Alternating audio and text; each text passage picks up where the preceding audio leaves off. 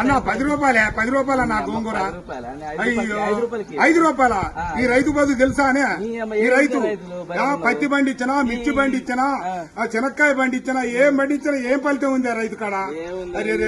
రైతు బాధ తెలుసానే అన్నా? ఇది ఒకటి తెలుసా? రైతు బాధ తెలుసా?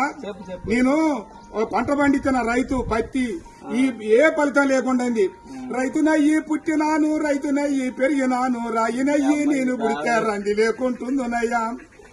పత్తి పంట నేను ఎత్తే మిత్తి కన్నా ఎల్లలే.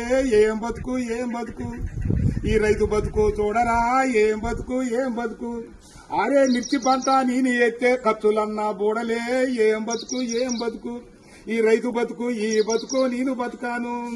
పల్లెరుగా ఎల్లో పలుగురాల చేరుగాడ పాములు తెల్లల్లా తిరిగి ఎద్దులాగా ఎద్దు నాగి వానగుంటల నీళ్లు దాగి ముళ్ళ కంచాలెక్కి దూకితే గడ్డి మోపే గొంగడాయే పెంటగడ్డే పక్కల ఎత్తుని ఏం బతుకు ఏం బతుకన్నా ఈ రైతు బతుకు ఏం బతుకు.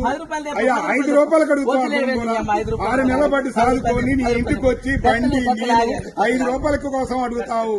ఈ రైతు బతుకు ఎక్కడైనా చూసుకోలేవా? అయ్యయ్యా.